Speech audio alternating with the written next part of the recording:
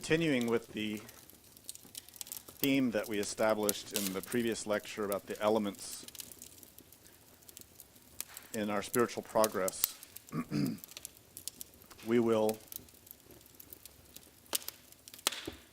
advance our understanding of those elements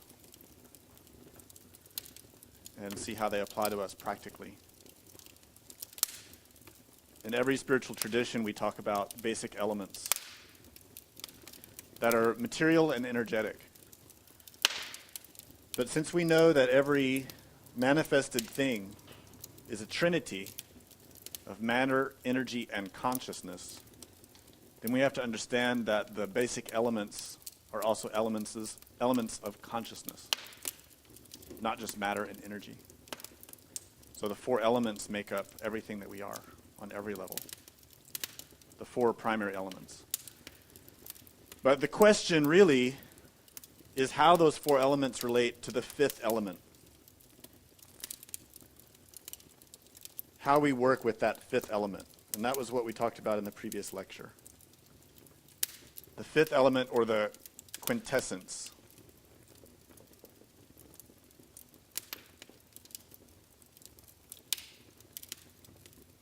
The quintessence relates to the akash, or the ether.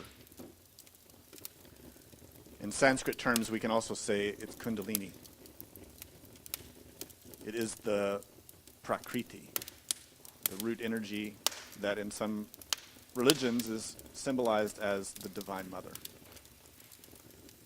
The Divine Mother is that creative force or intelligence in nature that gives life to everything. If we want spiritual life, we need to know our Divine Mother. And her active agent is the quintessence, which is an energy in us. We need that energy to be active, and right now it is not. It's passive, latent. What in science we could call static, non-kinetic energy.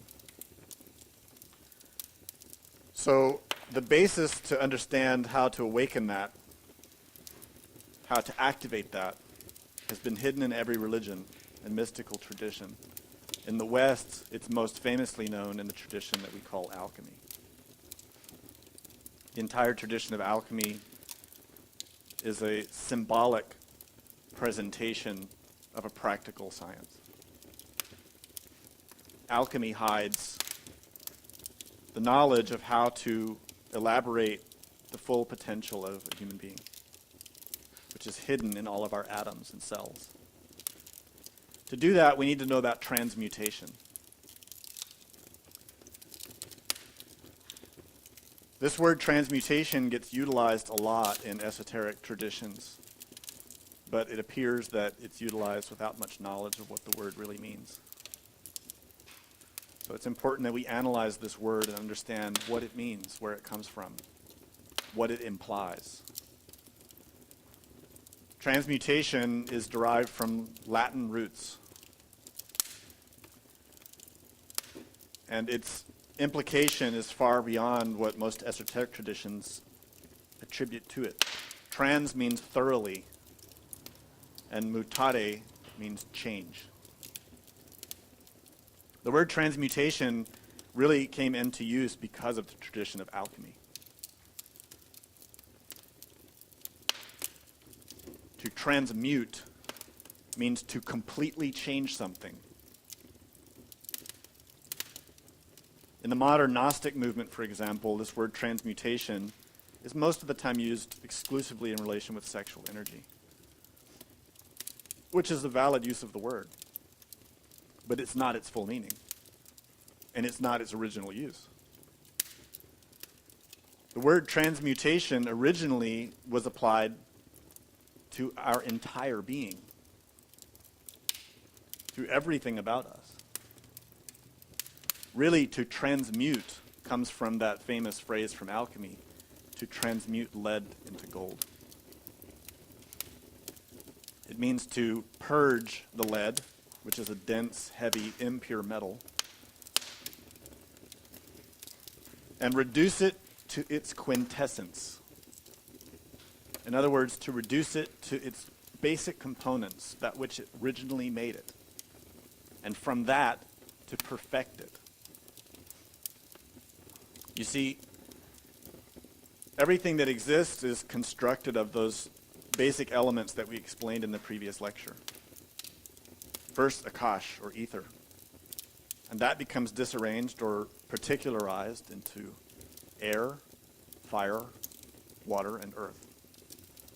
And those four basic elements, whether physical, energetic, or conscious, become everything that exists. So everything that we are is four elements arranged in particular sequences.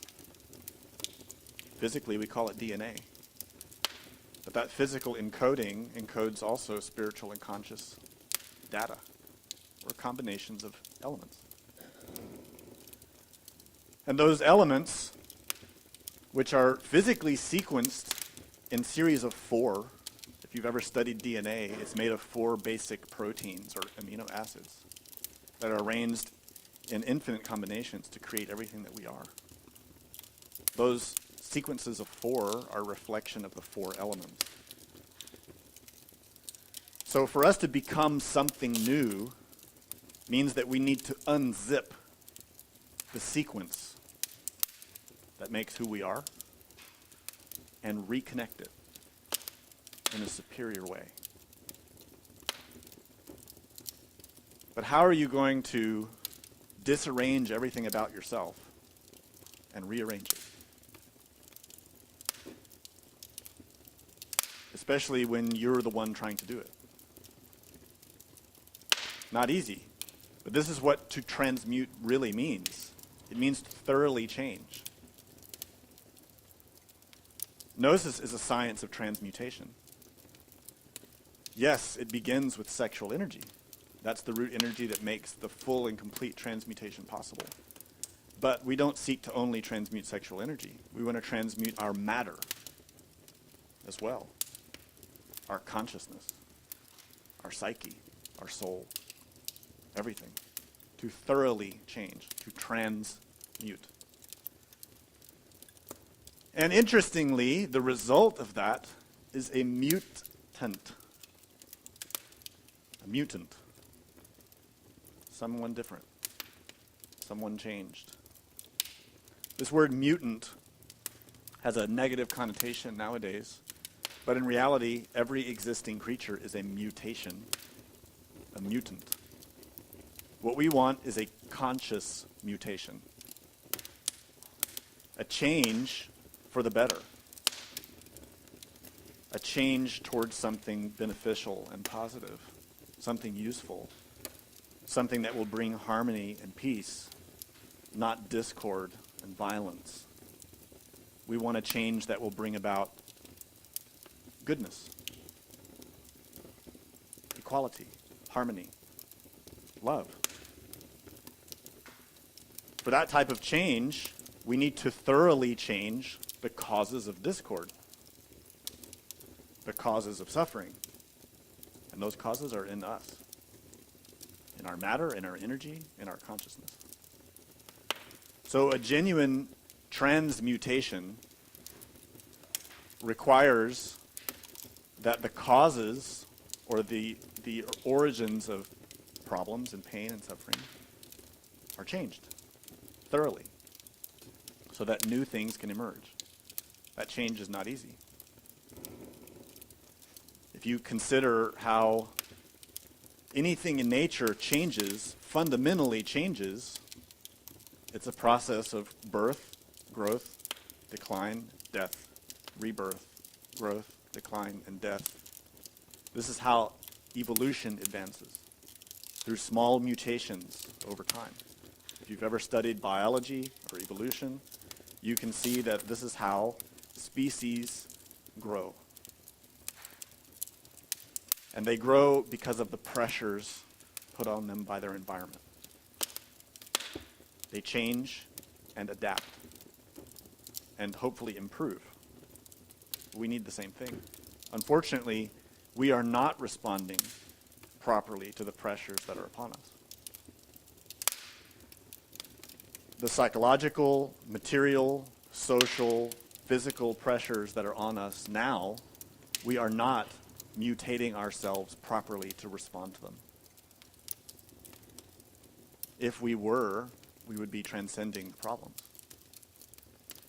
We would be adapting and overcoming them so that they would not be problems anymore. Instead, we see that the problems are deepening, that we are not changing fast enough in the right way. So we need to know how to do it, how to transmute. And Samael and Weor said, no one can self-realize without transmutation.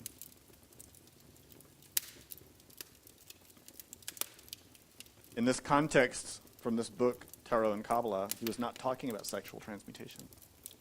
He was talking about transmutation of the psyche, of the mind, of the heart, and the body. To change thoroughly. Stated in another way, you can transmute your sexual energy, but if you don't transmute your mind, you will not self-realize.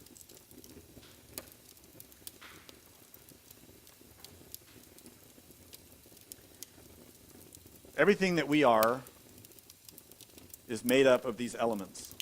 So when we study the tree of life, our primary interest in the tree of life is how it applies to us here and now. Of course, the tree of life maps all levels of existence. But those levels of existence are meaningless if we cannot access them. Studying and memorizing scriptures and teachings mean nothing if we cannot experience what they point towards. So we need to examine this tree of life in relation with ourselves and understand that these 10 Sephiroth relate to levels of being in us. And that here on this graphic, we see not only our physical state, but our psychological state. So on this image, while we see a physical body to remind us that this relates to us here and now, really all these spheres or levels show our levels of psychological being. And we see two divisions, or two sides. The superior part related to heavens or superior aspects of being, and an inferior part that hangs below, which is called klipot, or hell. And this aspect relates to the inferior or inverted aspect of our psyche. Everything on this map is composed of elements. Air, fire, water, and earth. All of which hang in the Akash. So in this context, if we use our imagination and we look at how this applies to us here and now, everything about us is encoded in elements. Here physically we can sense those physical aspects. Our physical body is an encoded series of elements reflected in our DNA. But as well, our entire psychological makeup is encoded in us. But we only hazily perceive it. We hazily perceive it as thoughts and feelings and certain types of sensations physically. But we don't really perceive or comprehend that all of those thoughts and feelings and impulses are driven by matter and energy that is not physical. And this is the real problem that we have. Really open up your imagination and analyze yourself. Look at how you have a physical body here and now. This body is composed of a trinity of elements: matter, energy, and consciousness. The consciousness here is not asleep, is not awake, it's very asleep. But there is some degree of consciousness here. Thoughts, feelings, and other impulses are more subtle, but still we can perceive that they have some level of manifestation. We can verify that they are there somehow. They also have matter, energy, and consciousness, but not in the physical dimension. Those thoughts that you sense and the feelings that you sense are modifications of consciousness that vibrate and exist because they have matter and energy associated with them, but not physically. What we experience physically is their reflection, like light that's being bounced through a mirror. We have the mirror of our mind, which reflects the contents of our thoughts and feelings. But where are the thoughts? Where are the feelings? They're not in the brain, because you can experience thoughts and feelings when you're out of your body. But where are they? This is the problem we have. We don't know. And the problem is compounded because we need to change rapidly. Otherwise, we're threatened with grave problems, even worse problems than we have now. So we need to transmute all these psychological elements very quickly. How? If we can't see them, if we can't sense them, how can we change them? How can you work in the dark?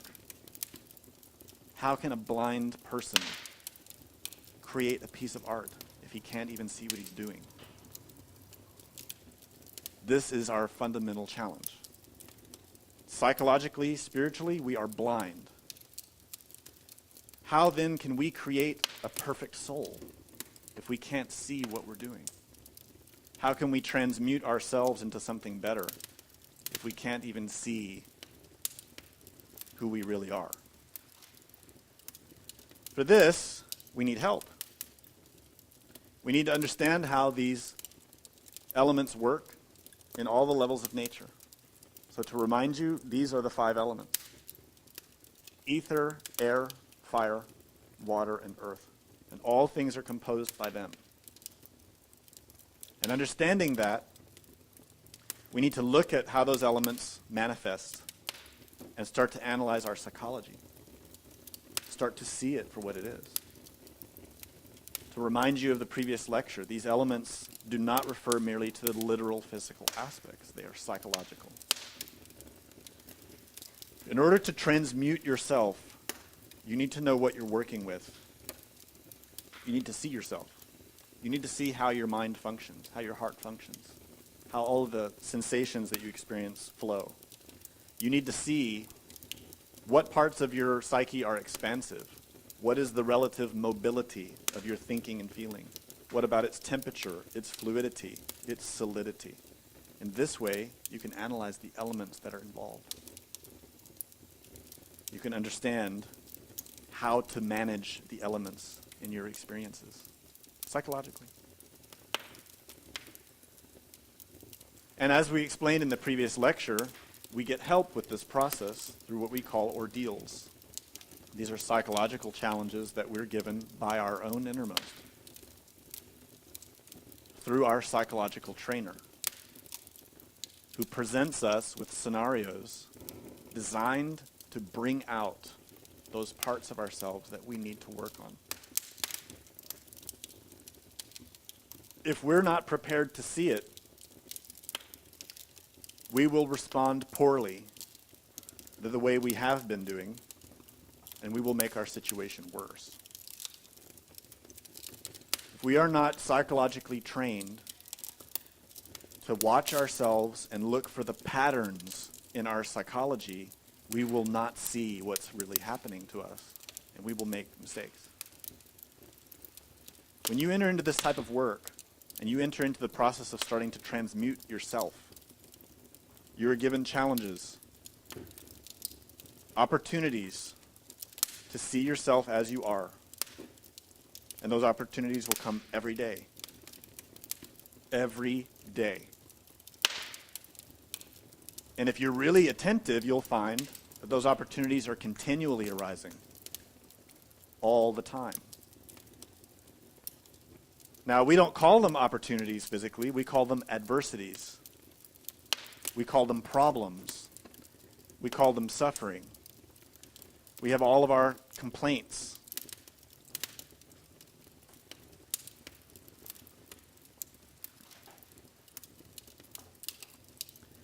Anyone here not have any complaints? Yeah, good for you. One guy. He's happy. You don't need to be here. Really. If you have no complaints, I mean, you're basically done.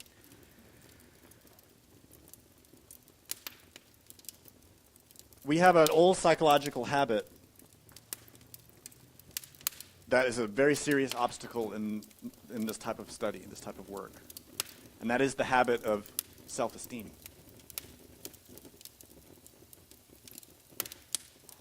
It's an old habit that thinks that we deserve things that we don't deserve. And that wants things ideal and the way we want it. And we get very frustrated and very upset when things don't go the way we want or expect.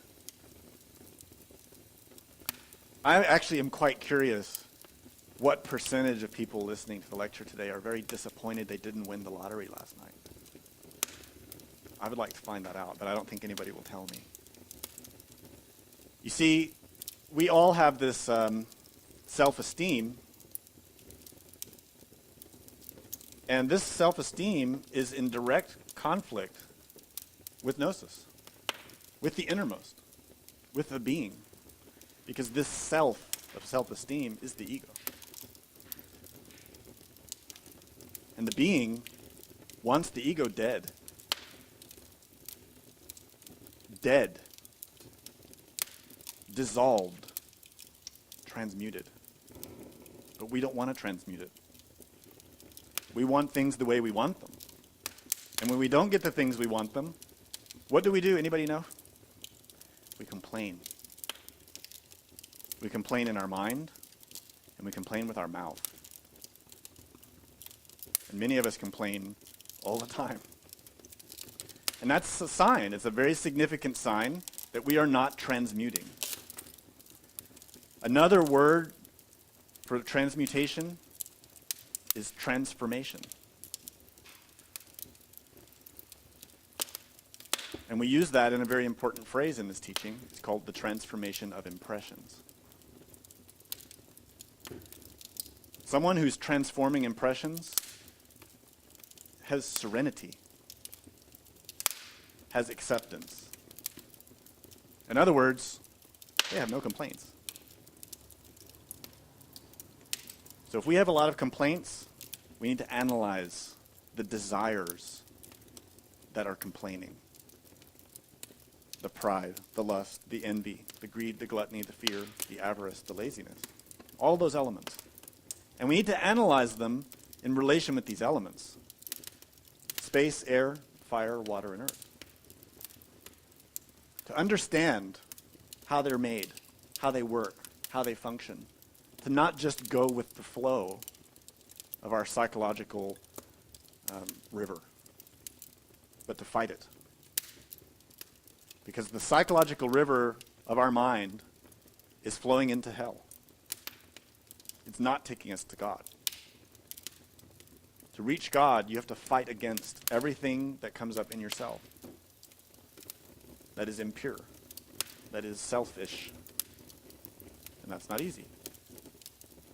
So these elements are the basic tools that our psychological trainer uses in order to show us ourselves, to show us what we are made of, literally what we are made of, not physically, psychologically. The physical part is impermanent and irrelevant. Spiritually speaking, we've had so many bodies and likely to have so many more. The physical part is not important in the long-term perspective. What's important is the psychological part, because that lasts. From the psychological point of view, what are we made of? We're made of these elements in different combinations, but unfortunately corrupted with desire. In order to transmute these elements, we have to break them down. Imagine if you were a weaver and you got really drunk and you used up all your good cloth, your good fibers, your good materials, and you wove something. And then you sobered up a little bit and realized that what you wove was a complete disaster. and wouldn't do anybody any good. And in fact was a waste of all that material. But that's the only material you have. And you need clothes. What do? You have to take it apart. You have to go back to zero. You have to be naked and start again. We need to do that psychologically. We need to strip our identity completely. This self-esteem has to die. We have to renounce everything except God. Only hold fast to divinity. Nothing else. This is the only way that you can fully and completely transmute. Remember, transmute means to thoroughly change. Thoroughly, not partially. Thoroughly, from the ground up, from zero. It's the only way to build something properly. This is why Jesus told us we need a new wineskin, a new garment, a new mind, a new heart, a new body. That transmutation comes through these elements. So we're tested every day, constantly, by our trainer, through these elements, to pull things out psychologically, so we'll see them for what they are. This is not for fun and games. It isn't just to punish us. It isn't to humiliate us. It isn't to make us suffer just because we deserve it. It's to help us. It is the medicine we need. We're sick. To be healed, we have to have a very profound surgery. Very profound, very deep, very painful. It's not easy. It is not easy to die psychologically. And it is not pleasant. It is not something that you will enjoy. You will be in pain. You will cry. You will have regret. You will have remorse. You will be ashamed of yourself. And you should be. Don't avoid it. Embrace it. And don't take it to heart. Look squarely at the facts, accept them, and change. This is how you become spiritually mature. You don't avoid the facts. You look them in the face, you see them for what they are, and you change them. Thoroughly. And don't look back. This means that when you're getting your psychological challenges every day, you look them square in the face. You accept them. You accept responsibility for yourself. You don't blame others. You don't blame God. You accept it. You look at it and you say, I deserve this. I created this. Now I'm going to change it. This is what a master comes from. Everybody wonders, how do the masters become so beautiful? How do they become so humble, so pure? Because they're honest. That's why. Because they're honest. And they don't avoid the facts. And they work hard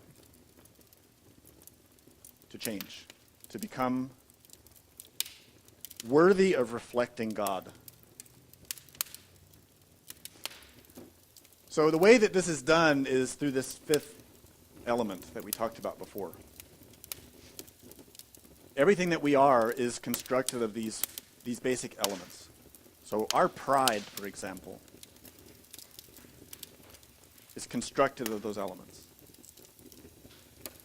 In order to become humble, to have real humility, the humility of an angel, The humility of an angel is constructed of the same elements that your pride is made from.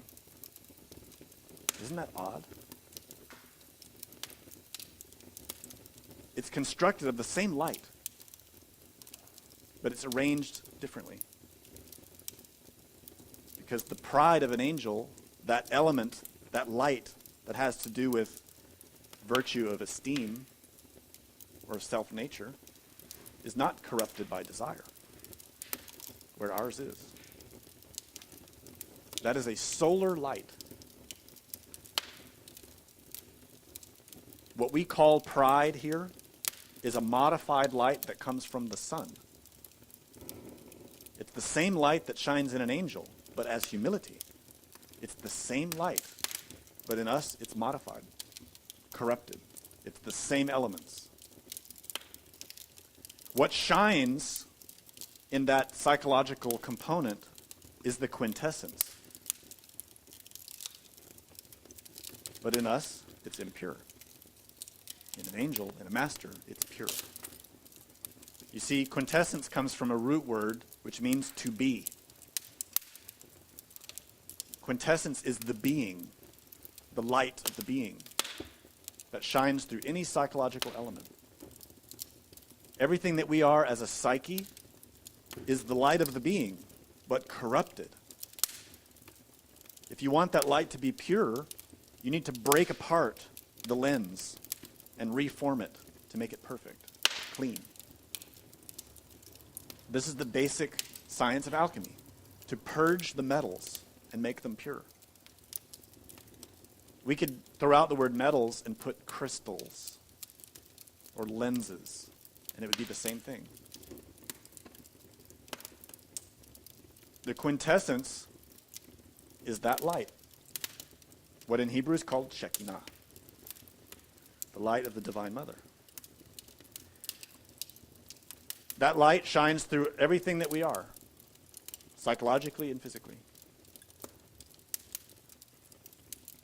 It shines as all those elements arranged in all those different patterns that make up all the different people and things and plants and animals and minerals and everything that exists is that light, but modified. What we are as a person is a huge complication of all those lights.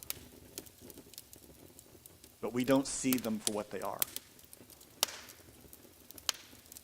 We need to. So to emphasize again, we need to analyze ourselves physically, energetically, emotionally, intellectually, and consciously. See, this graphic shows the basic psyche that we can perceive here and now, if we look. And all of these psychological elements that we can perceive here and now are related to other forms of matter. Physically, we see our physical body. If you pay attention, you'll recognize that this physical body has energy that lets it be active and move. Not only the energy of digestion and the circulation of blood and the energy that flows through the muscles and the senses and the nerves, but we have the energy that flows through the psyche that lets us have imagination and memory and thought and feeling. All those energies are related with the vital body, what in the Tree of Life is called Yesod. And that is only reflecting the contents of thought, emotion, and will into the physical body. Everything we perceive physically is reflected, either through the 5 physical senses or through the internal senses that we perceive inside. The vital body reflects that contents into our brain, into our heart.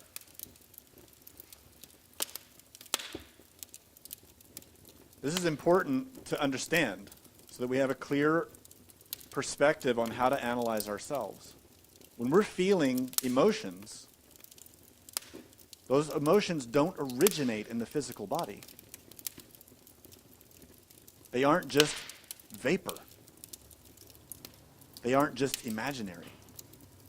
They are reflected forms of light. They are light that we feel and sense emotionally in the physical body, but that's being reflected through the vital body from our astral body. And in the astral body is where that light is coming. It's the strongest source of where we can see it. And that means that if we're feeling a negative emotion, we need to work on it at that level. In the fifth dimension, where it's originating. But how many of us have clairvoyance? How many of us are awake in the astral plane, in the fifth dimension, to work on the source of that discursive negative emotion? None of us. We're asleep. Moreover, when we sleep at night and we're dreaming with those emotions, we don't remember. So our trainer has no choice but to put ordeals to us in the physical world so that we can see and experience what's happening in that astral body, so that it's reflected here physically, so it will come up and we will work on it. Not be enslaved by it anymore, because internally we're asleep and we're enslaved. So to help us, our trainer gives us ordeals. Our trainer puts us in circumstances where we feel those emotions so that our consciousness, our willpower, can see it and can respond consciously, not mechanically, but can comprehend and free itself. This is why we have ordeals. We need them. Don't complain. In several places in the Bible, it states very clearly, the man that God chastises is the man that God loves. Let no one complain when God chastises him. That's a sign of love. That chastisement or those ordeals are given for help, to help us, to aid us. Otherwise, we won't see who we are and what's stopping us from reaching God. So this applies to all of our emotions, all of our thoughts, all of our problems, all of our situations, all of our circumstances, everything that's bothering us or that we think is limiting us or is a problem for us is actually something that we need to take advantage of. And that's why Samael and Weor said, the worst adversities are the best opportunities to awaken. So why are all the Gnostics looking for easy lives? Looking to win the lottery, looking to retire in the countryside and grow sunflowers or whatever. If you have an easy, laid-back life, you will stagnate spiritually. You will rot. If you want to grow spiritually, you need to die psychologically. And the only way you will do that is by seeing the garbage in your mind and in your heart. So that's why we get ordeals. So, that's why Samael said, we can disintegrate our defects and dissolve the psychological I only by means of this science of transmutations. We can modify our errors, transmute the vile metals into pure gold, and command only by means of the science of transmutations. Again, this transmutation does not apply simply to sexual energy. It's to everything. To everything about us. Everything must change.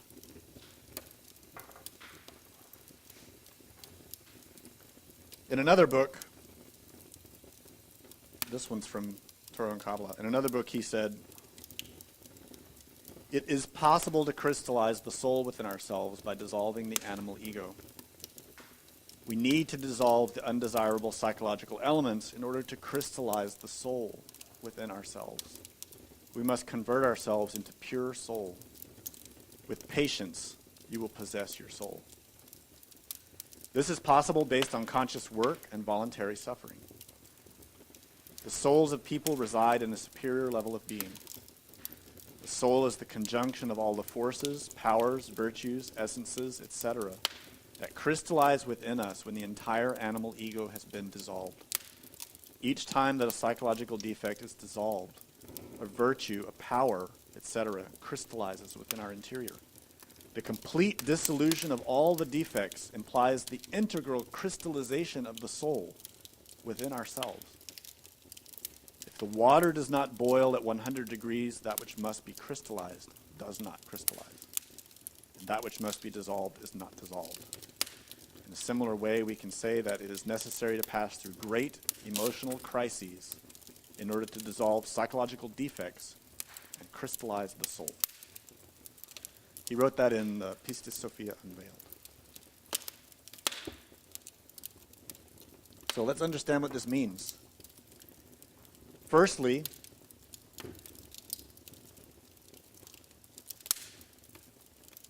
this is based on conscious work and voluntary suffering.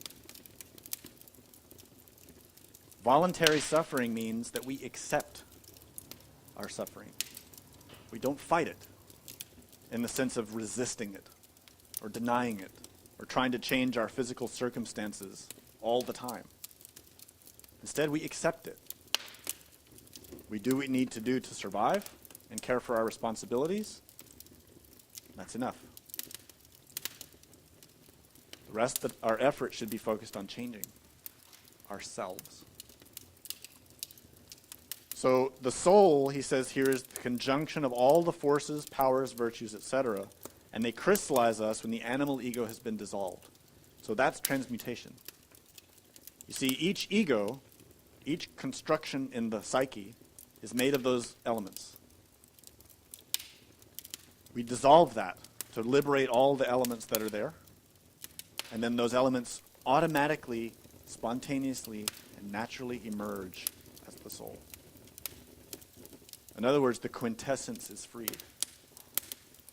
And from there, there's a great range of potential. It depends on the nature of our path, what happens with that energy. But whatever the nature of that path, it will be positive. The other important thing he points out here is that if the water does not boil at 100 degrees, that which must be crystallized does not crystallize. And that which must be dissolved is not dissolved. What is that water? Water is one of the elements. Where is the water in us? What water is it that must boil? Anybody know?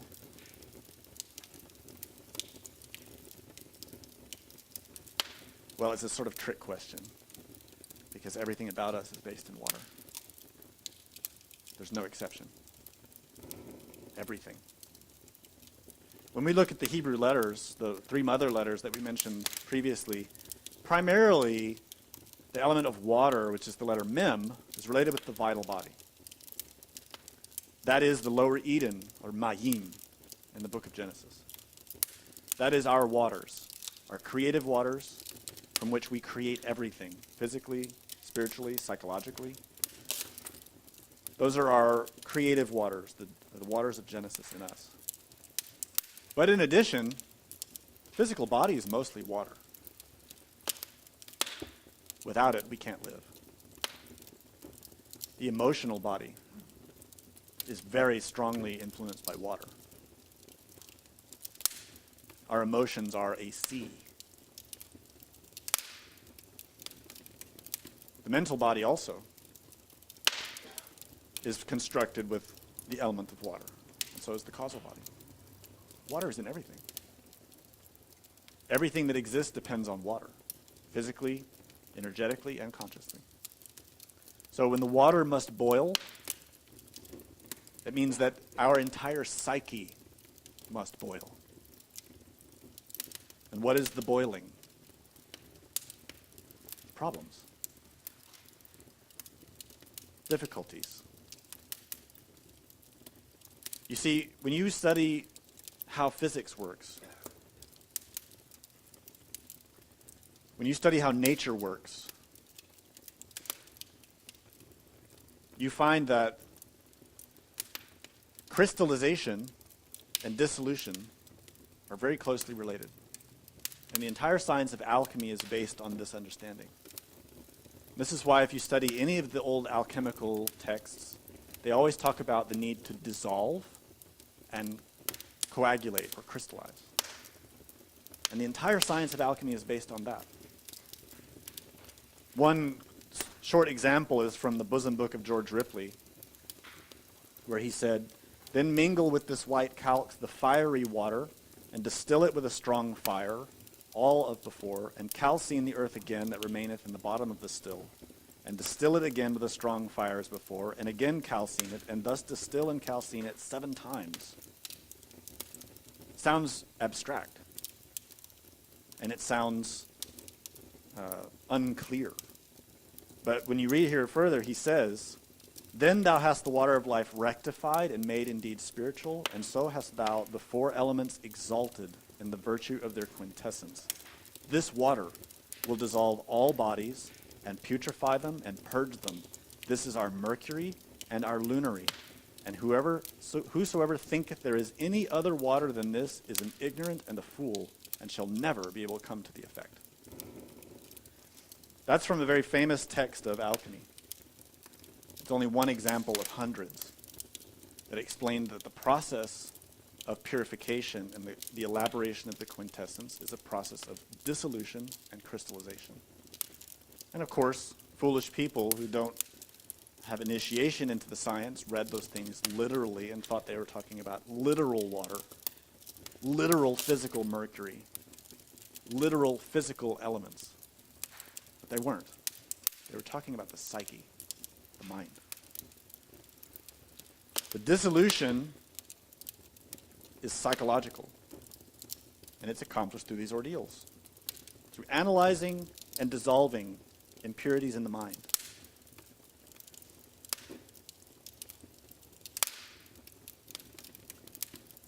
In relation with the moon, which the bosom book of George Ripley calls our lunary, from lunar, we have a light in our psyche, a psychological element that unfortunately we have corrupted. And that light that the moon, or Gabriel, gives us freely, we have converted it to avarice.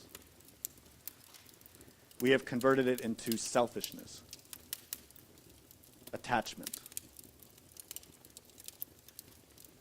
That light should be altruism or generosity. And in esotericism, we study basic 7 components of the psyche, 7 symbolic components. And it's interesting to me that these 7 begin with altruism. Because in Asian traditions, if you study the paramitas, which are conscious attributes of bodhisattvas, they also begin with generosity. It's the first paramita. And that's because without altruism, you cannot create the soul. You cannot. And that's why Samael and Weor repeated many times, those who do not give to others cannot self-realize. Those who do not give are not given. Altruism is the very basis of the psyche of a master. Generosity. A true master does not ask, they only give. And if we aspire to become that, that is where we must begin. Working with altruism. And to do that, we have to find our avarice, our greed, our attachment, and dissolve it, and rebuild it into generosity. How do we do it? Well, our trainer will help us. Our trainer will help us every day. Our psychological trainer, not a physical teacher. Our own being will present us with circumstances in which our attachments will be tested all the time. This type of generosity applies to everything. We always immediately associate it with money. It's related with money, but it's also related with time. It's also related with energy. We are very attached to our time, to our attention, to our energy, not just the physical things, but psychological things. Avarice does not apply only to material things. It also applies to knowledge, to the teachings. There are many people who have great teachings, but they are very greedy with them and only give them out with a little spoon because they want to retain their power. They are greedy with knowledge, and they want power. They're greedy with attention. They want attention from others, and they know the only way they can keep that attention is if they only give a little bit, just enough to keep people coming. That's greed. We all have this in different ways. But to become truly generous, we have to transmute our avarice into altruism. And that means that we have to see our altruism and destroy it. Related with Mercury, we find that the light of Christ reflects through Mercury as diligence. Great conscious activity. Mercury is a very active planet. Mercury is the messenger of the gods. It's stated in esotericism that without Mercury, there could be no self-realization. And this is true. It's true in relation to Mercury as a psychosexual component, but it's also true as a psychological, spiritual component. Because Mercury is diligence of consciousness, diligence of soul. It's really the diligence of the being working through the human soul. And a master has that. A master works diligently on behalf of their innermost, doing the work of their innermost for others through generosity. So we see these two elements very active in the masters. Diligently enacting the will of their God on behalf of others for generosity towards others. Great activity of the consciousness. But we have laziness instead. Spiritually, we are very lazy. Consciously, we are very lazy. Even those who call themselves serious Gnostics are very lazy. The very thought that we are serious is a sign of laziness. That itself proves laziness. Because the one who's really serious knows that they are not. If the ego is alive, we are not serious. If any shred of ego is alive, it is enough to take us to hell. That shred, that atom, is enough to cause the ego to reemerge in completion, completely, totally. It's a seed. So the only ones who are truly serious are resurrected masters. That's it. Even great Buddhas, Nirvanis, Shravakiyanas, Pratyekas, Devas, Jinns, who are very high levels of consciousness but still have ego, are not serious. Because the ego is alive. So we cannot call ourselves serious. We have to realize that we are very lazy until the ego is completely transmuted. 100%. Related with Venus, the light of Christ, the light of the being, reflects through Venus as chastity. And naturally, obviously, we don't have that. We've converted the light of Venus into lust. Mythologically, Venus has this duality. If you study the myths of Venus or Aphrodite, where we see in some cases that Venus is a great virgin and very pure, and in other cases is a prostitute. And this duality is reflected in our psyche. We have converted the Venusian light in our consciousness into a prostitute. And I will make you a solemn promise that the day you see that in yourself, you will weep. Bitter tears.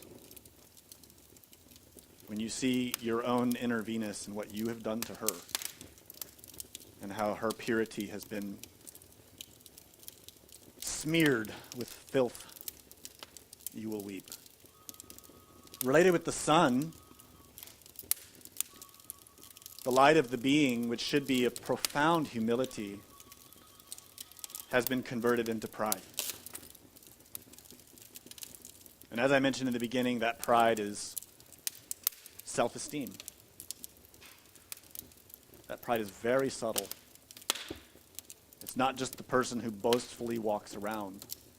Pride weeps over its own misfortunes. Pride complains about life, about everything. Pride is the one who feels abandoned, who feels mistreated, who feels misjudged. Pride is the one who orchestrates the rest of the ego. It is our pride that prevents us from being honest with ourselves.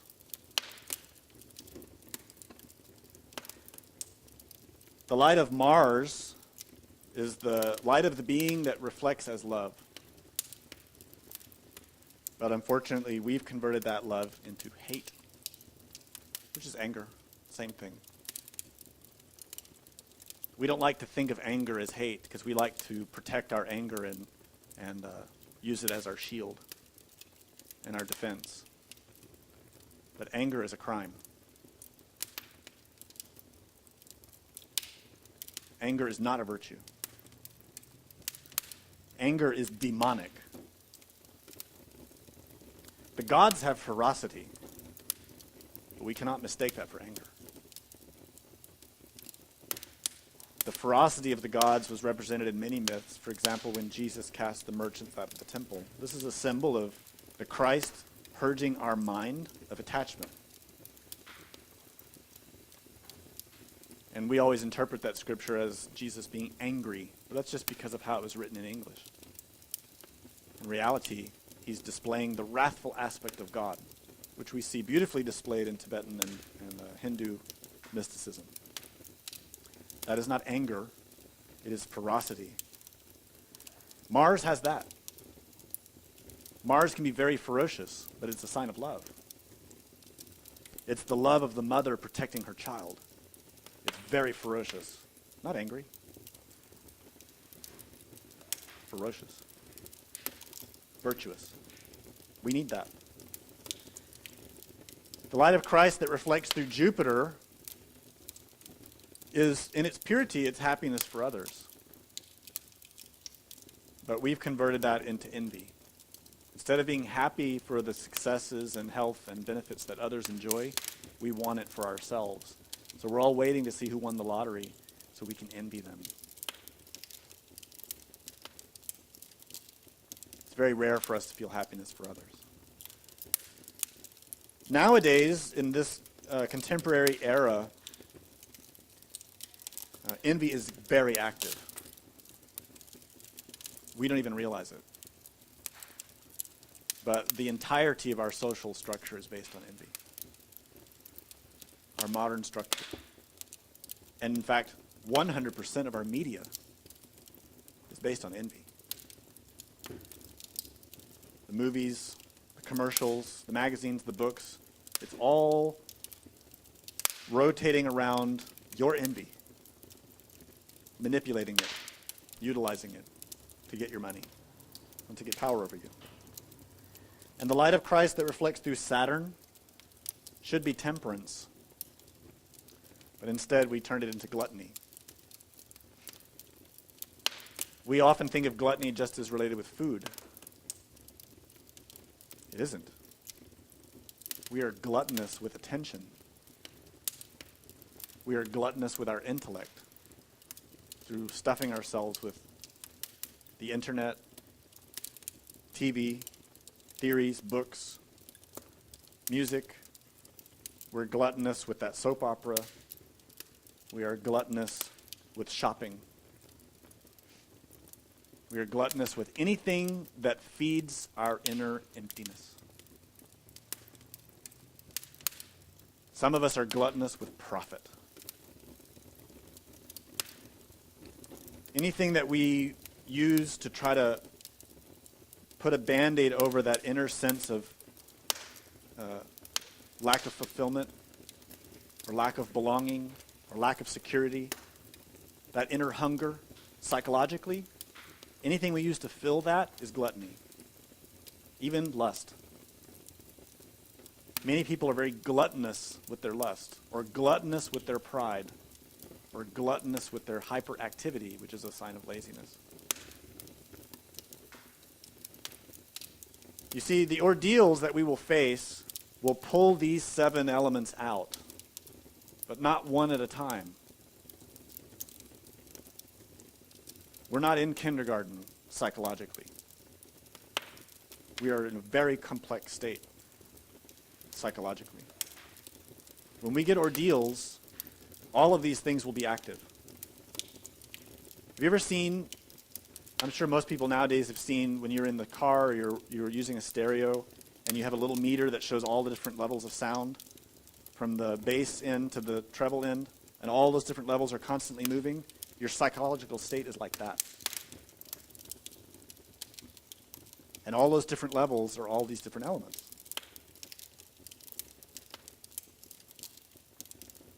When you've got a problem at work and someone's gossiping about you, clearly it's going to affect your pride.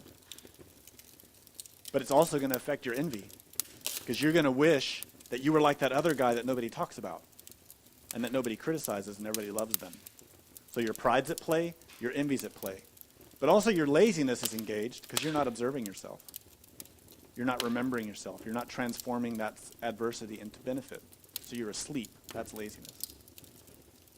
And your gluttony could be active because you want the attention that you were getting before when people were praising you. And you're doing everything you can to get that attention back, to feed that hunger psychologically. So you see, it's complicated. You can't just relax back in your chair and go, yeah, that's pride. It's not that simple. The mind is very complex. Moreover, all 7, these are just symbolic. There is not an ego of lust. We have many lustful egos, and some of them are very proud, and some of them are very shameful, some of them are envious, some of them are gluttonous, some of them are lazy, some of them are very arrogant. Moreover, they are all made of the 4 elements. Some are very grounded, earthy, fixed. They want things a specific way. Some are very airy and capable of great changes and diversity. Some are watery and some are fiery. And this is true of any of these elements. We tend to think of lust as a fire. It is fiery. So is anger. Anger is fiery. But no ego is made of one element. Just like the body is not made of one element. It's a combination of elements. The egos are the same way. Moreover, these egos are not vague. They only appear vague to us because we don't see them where they are, where they originate. They originate in the psyche, in klipoth, in the soul that has been corrupted. They are the protoplasmic body, mind, heart, lunar bodies. That lust that we've been watching in ourselves, that is a very gluttonous, arrogant lust. We call it lust, but really it's proud. Really, it's an angry lust too, and it's an envious lust. It isn't something vague. It is an entity that has a face and has a body. It has matter, it has energy, and trapped inside of it is consciousness. And that's in the fifth dimension, inside of you. And you made it. And you need to see it to kill it. A blind person cannot aim a gun, cannot wield a sword, cannot craft a painting. You have to see it. So it will come up in your life. Your trainer will bring it up. If you don't see it in your dreams and your meditation experiences, he'll bring it up in the physical world for you to see it in your heart and mind and body. Our obligation then is to see it. Not avoid it, not justify it, and in fact, not condemn it.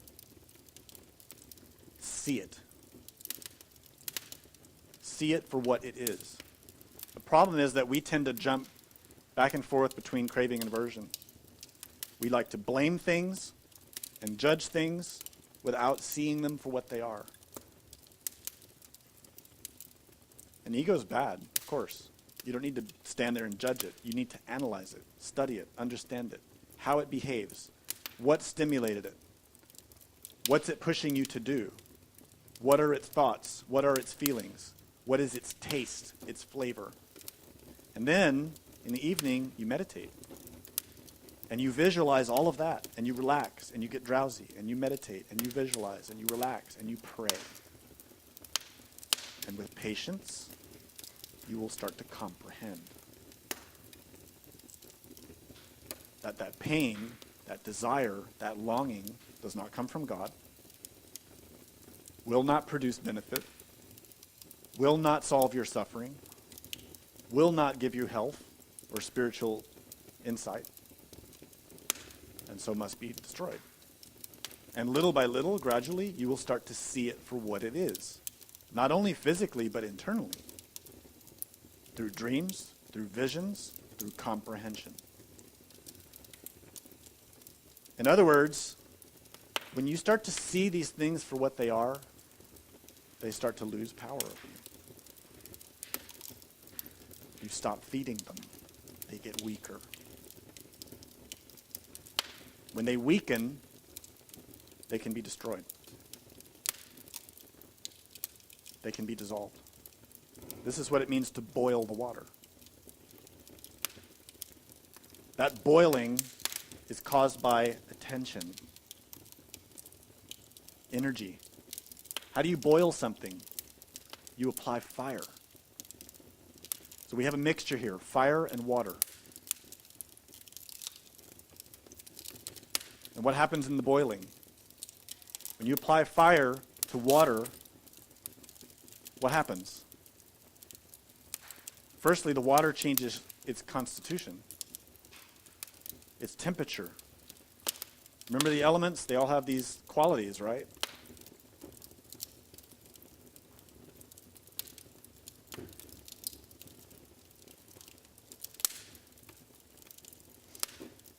Fire affects temperature.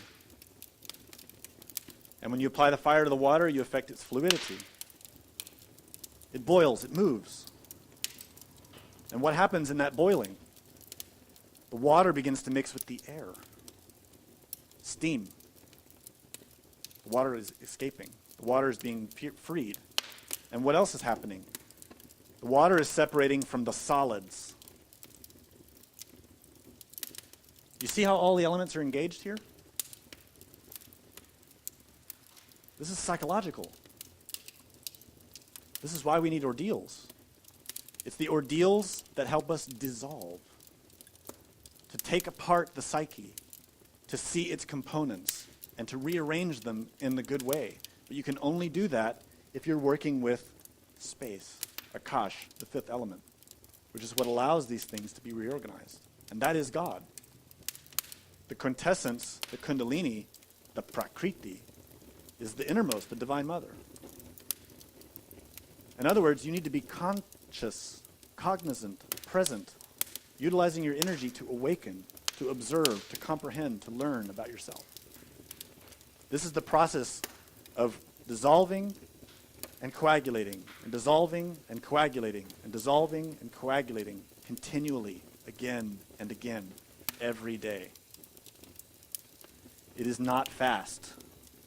It is slow.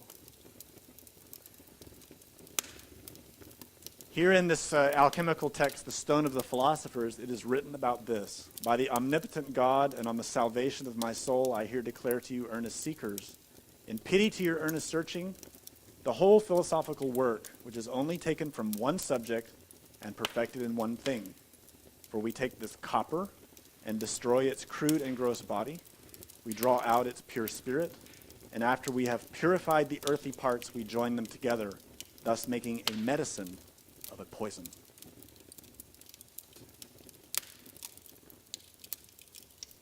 That's a very important text from Alchemy.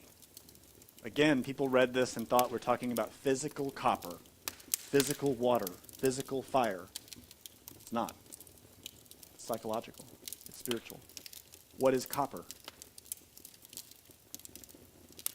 Psychologically and spiritually, what is it? Copper is not just the physical element. Copper is something important in alchemy. Again, we talked about purifying metals. The symbol of copper looks like this. Anybody recognize that symbol? It's a sign of Venus. It's also the sign of Isis from the Egyptians. It's a very ancient symbol. And it is the secret of alchemy. It has many levels of meaning. Many. Firstly, you should know that this sign is feminine. It's related with the womb, which is that circle. And hanging below the circle is a cross. The cross is the four elements. The circle is the fifth element. The circle is the Divine Mother, Kundalini, the serpent biting its tail. The cross is the four elements: air, fire, water, and earth. Venus is the Divine Mother, the Kundalini itself, the Akash, the Prakriti, who makes possible all creation. The four elements hang from the Akash. They depend on it. They are born from the womb of the Divine Mother. Moreover, that cross is sex.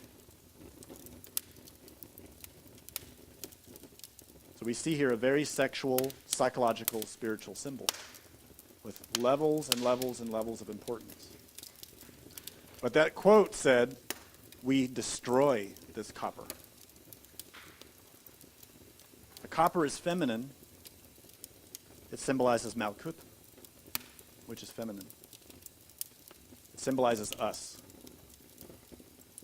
If you superimpose this symbol over the tree of life, you see that the circle, the Divine Mother, is the soul, the spirit, the monad, and the Trinity above. It's God. It's all that is pure, whole. See, a circle is whole, right? It forms the shape of wholeness, something perfect. And below that, we see the four bodies of sin, the physical person who hangs in dependence upon the circle above. But what is the part of this that no one sees, that we ignore? Even if you know this much, what is the part that we ignore, that we don't see?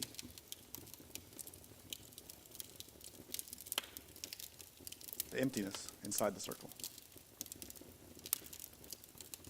It's the Ein Sof, the absolute. And what's in the center of that circle? Da'at, knowledge. The knowledge of how to transmute, to transform. So when that scripture says we need to destroy the copper, it's saying we need to destroy this entire tree of death and make it a tree of life. That is ourselves. Malkut, the feminine Sephira. It needs to be destroyed and purified. That's why we get the 4 elements.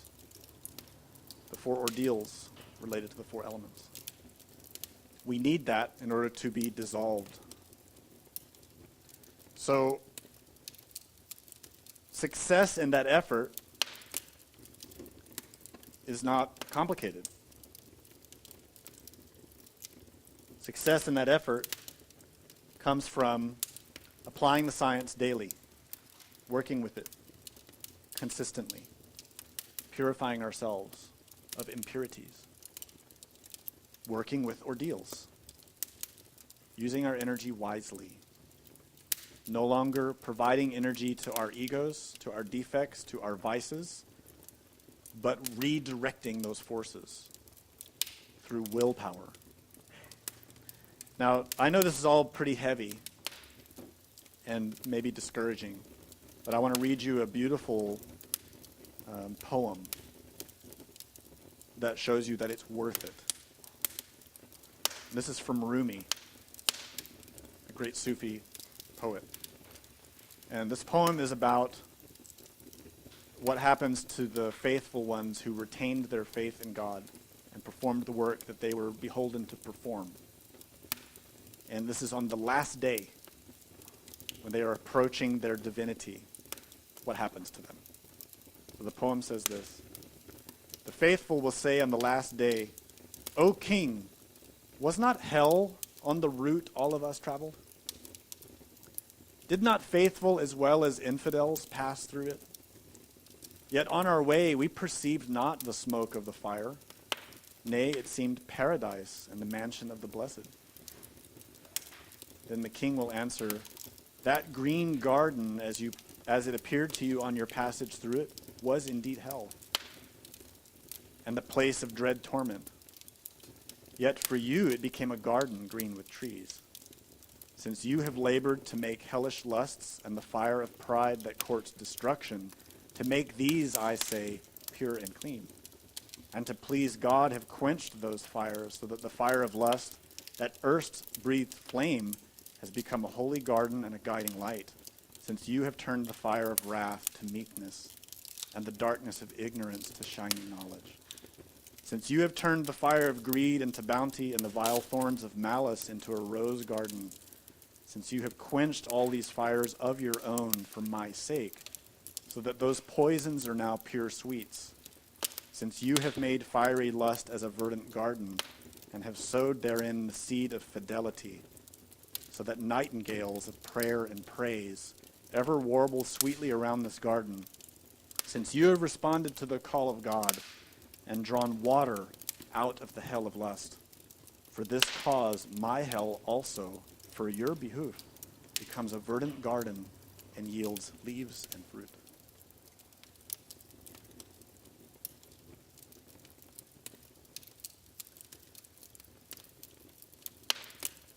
So to conclude, I'll read you one more quote, which is from another beautiful, that scripture, the bosom book of George Ripley, where he said, "Whoever hath this medicine, he hath an incomparable medicine above all the treasures of the world. Praise God." Do you have any questions?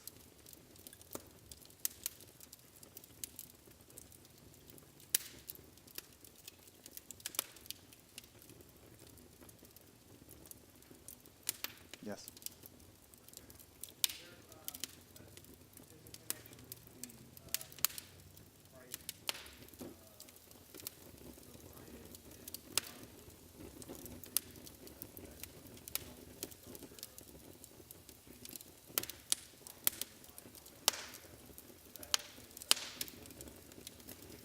Yeah, the lion has many important symbols in esotericism.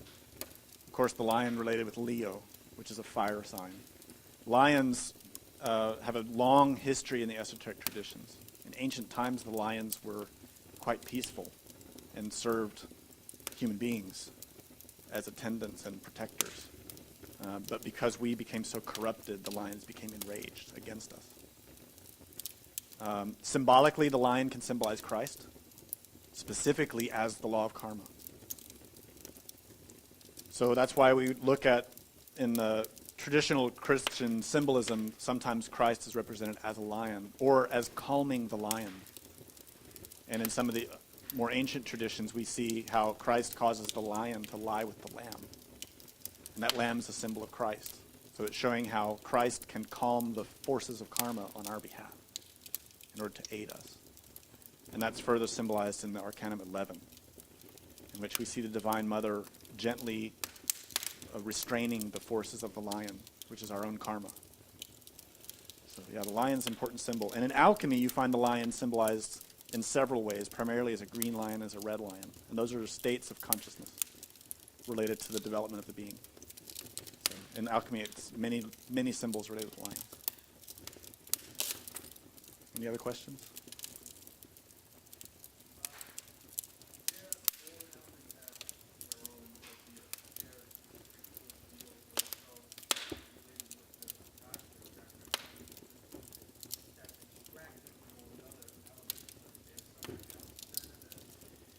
Is there an ordeal related specifically with the fifth element? All the ordeals are related with the fifth element. It's all of them. Yeah. Any other questions? What would you say about morning dew? If you're asking about morning dew in relation with alchemy, in certain alchemical texts, the symbolism of dew is related in many ways, and it has levels of meaning. The beginning level meaning is that it's related with the sexual energy that settles into the vital body every day and is delivered into the physical body.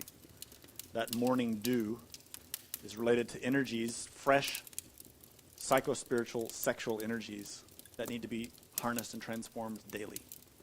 That's the most superficial level of meaning of dew. But there are many other levels that are not relevant today. Anything else back there?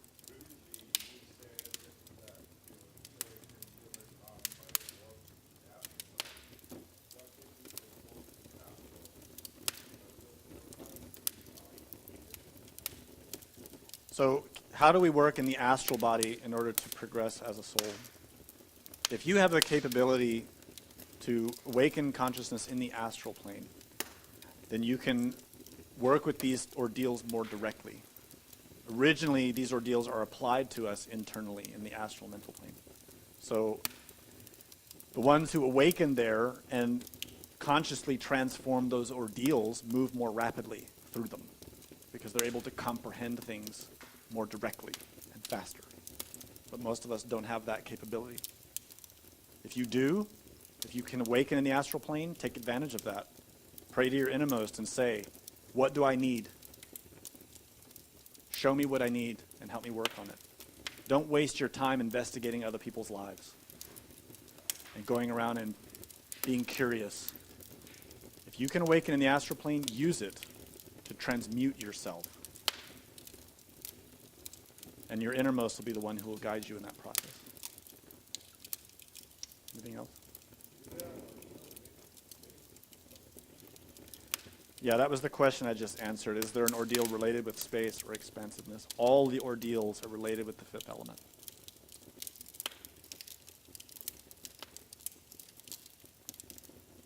More? No? Any other questions here?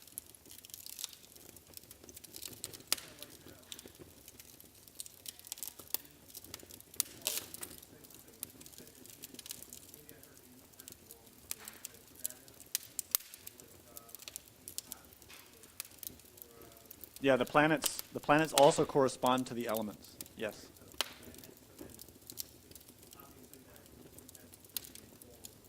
That's right.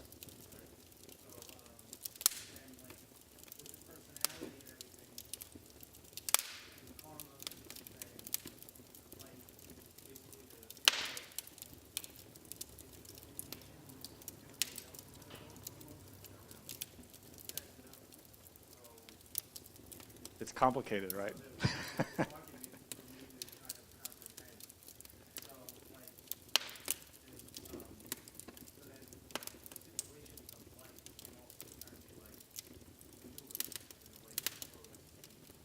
Yes, that's right. The entirety of our experience of life is driven by karma, because we are so trapped in our karma. Whether we're working on ourselves or not, everything. And that karma is managed by our innermost. So we think we've got it hard right now. We are not facing all of our karma right now. Our innermost is managing our karma to keep us in a physical body with the hopes that we will work on ourselves. If all of our karma was applied to us right now, we would not be physically alive, because the debts are too great. We would be in hell, recycled. So the entirety of the circumstances that we're within right now are managed by the limitations and forces being pushed through that karmic influence. What that means is that whether we're working on ourselves or not, everything that's happening to us is made by our own hands, guided by our own inner God. So if we complain, we're making a big mistake. Furthermore, if we're working on ourselves, that karmic scenario that we face from day to day is further manipulated by our innermost in order to more directly bring up the things we need to work on. So that karma, he starts to manage that and guide it to help us. Sometimes it's giving us more problems. And usually it's like that, because we need that in order to grow. There's a very interesting quote that I just saw from the book Dayspring of Youth that says, the innermost will ignore most of the questions posed by the personality because they concern with material, physical things. The innermost doesn't care about that. And it's true. Most of the things that we pray about and we're so worried about and so upset about are completely meaningless and inconsequential, spiritually speaking. Their value spiritually is that we think they're important and that we're so hypnotized and confused by stupid things. And that's why we're put in those situations. God doesn't care about the situation itself, only that it can provide us a vehicle to see ourselves as we are. If God wanted us to have $1 million, we'd have it. If we deserved it, we would have it. If God wanted us to have a different physical body, we would have it. If we had earned it, if our karma determined it, we would have it. Whether we wanted it or not, we would have it. So from that point of view, you can see that the one who's really working on themselves suddenly realizes that everything that's happening in life is guided by God. That's pretty humbling. It's pretty amazing. And this is a point of view that's expressed in Tantra as well, where they state you have to learn to transform all poisons into medicine. And that's symbolized in Asian traditions by the peacock. Peacock eats poison and turns it into medicine. And that's what that alchemy quote was saying. That poison is the poison of our own mind. It's the poison of lust and pride and envy and hate. And that comes up in our daily lives, in the circumstances we face. We need to take those situations and eat them, meaning transform them, transmute them, and turn them into medicine. So really we have to realize that God, the innermost, is orchestrating everything around us to give us that food so that we can transform it into medicine, not only for ourselves, but for others. It's really beautiful. And it's really humbling when you become conscious of that. When you start to see every tiny detail of your life is being managed without exception. But we are so forgetful of the presence of God that we think we're abandoned and that we're lost and that everything is just happening by circumstance and coincidence and randomly, and that we are not, we're just on our own. We only feel and see that because we're so asleep. But when we start to really pay attention and awaken, you realize You are never alone. And every single instant, God is there trying to slap you and wake you up. We just need to realize it. Any other question back there? When we actually use the pranayama, should this be done physically, or is it better to solve and imagine? Should we feel physically in our organs? Is this more important? When you perform pranayamas through the day, pranayama should be performed physically. Purpose of the pranayama is to harness the vital energies that are in the physical body and vital body. So that practice should be done physically, not mentally. You can do it very quietly. You don't have to do it in an aggressive way. You can do pranayama silently, but be attentive to what you're doing. Furthermore, it is not necessary to feel physical sensations with pranayama. You might. But don't use physical sensations as a measure for whether you're being successful or not. Your measure should be your state of consciousness, the qualities you observe in your consciousness. That should be your measure. If you're doing pranayamas properly and effectively, you will find that it calms your mind, calms your heart, and strengthens your ability to retain mindfulness of yourself. That's the measure. If it's helping you to remember yourself, to retain presence here and now, then you're doing it right. If you are doing pranayamas and you're becoming more sexually agitated, you're doing it wrong. You need to manage your mind. Pranayama is like that which takes the steam off the boiling water. The water is boiling because of the fire of lust. And we do the pranayama to harness the wind, to take the energy out, and to let the waters settle. That's the purpose of pranayama. It isn't to stir up a big fire. It's to take the energy out. Have you ever seen what happens if there's a fire burning, raging, and you take all the air away? What happens? It goes out. Pranayama does that. Harness the wind. Pranayama. You suck out the air. So the fire becomes calm. And then that energy becomes used by the consciousness. It should be. That's how it's supposed to work. More questions?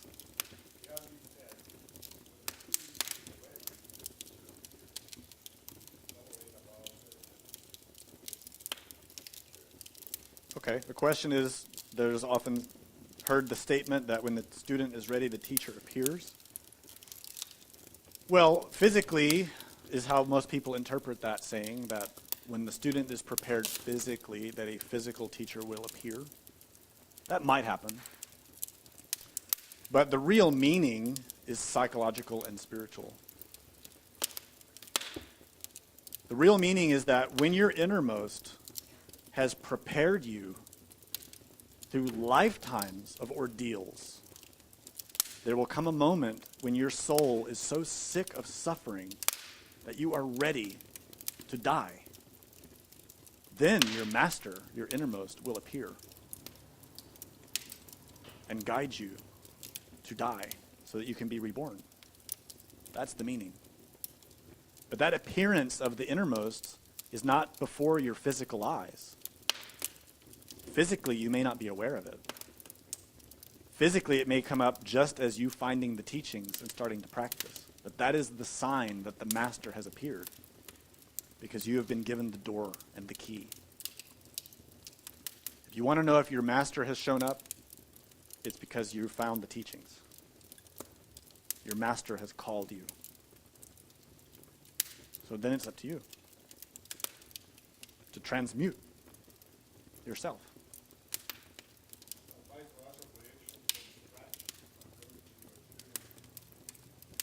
In order to learn astral projection, there are several key factors that you need to learn. The first is you need to learn to be here and now. To awaken in the astral world is not possible if you're asleep in the physical world. If you want to awaken in the astral plane, you have to awaken in the physical plane first. Because your state of consciousness is continuous through these planes. If you're asleep here, you'll be asleep everywhere. So awaken here and now. Make that your priority. And then naturally, spontaneously, you will awaken internally as well. The second part is, once you're working to awaken here and now, then you need to start saving energy, especially emotional energy. The astral plane is an emotional world. If you're wasting all your emotional energy through violence, through lust, through pride, through envy, through gluttony, through greed, through avarice, through all your old habits, you will have no energy to awaken in the astral plane. You need to save energy. That means transforming impressions and dying in your desires, renouncing them, understanding them, comprehending them, walking away from them, and saving that energy.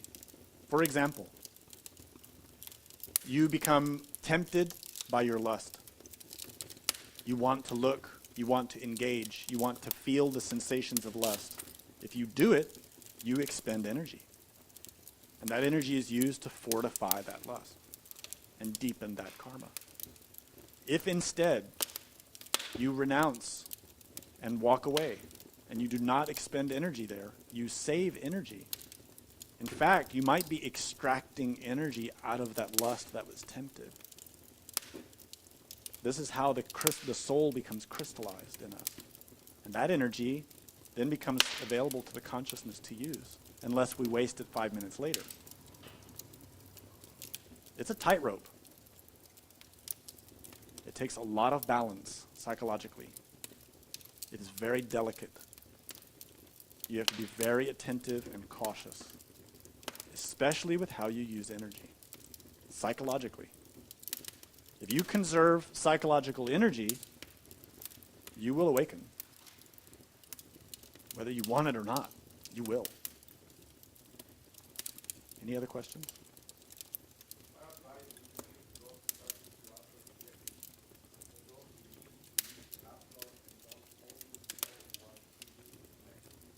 If you awaken consciousness in the astral plane, the most important thing you can do is pray to your God. Pray to your Divine Mother. Pray. Speak your heart. You need to develop and cultivate that relationship. It's the most important thing you have. If you awaken consciousness anywhere, anytime, physically or internally, this is the most important thing you can do.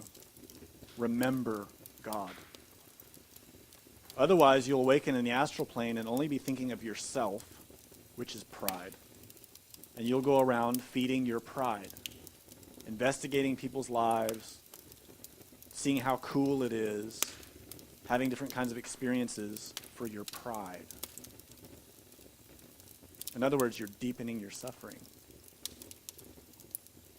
If you remember God, if you remember your Buddha, your innermost, you can take advantage of that and transmute yourself. Learn. It won't always be easy, but it will be fruitful. I have a friend who, in the first few years of his practice in Gnosis, was able to get out of his body easily and anytime he wanted. And he became the go-to guy in the group when anybody wanted to know anything. They'd go to him and say, hey, can you check out this and that for me? Can you go find out if such and such a thing? And so he loved it. Everybody relied on him, thought he was a big shot, and he could go off in his astral body and investigate all these different kinds of things. This went on for a little while. One day the switch was flipped to the off position, and his innermost took that away from him, and it shattered him. And I don't know if he ever recovered.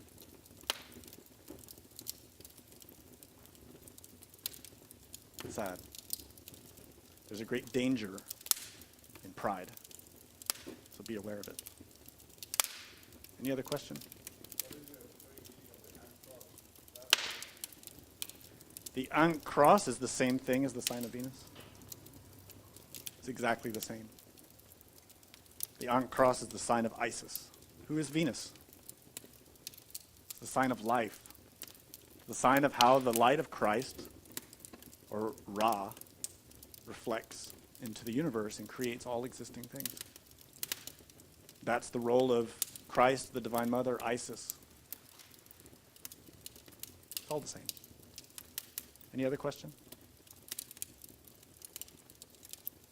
No? Thank you.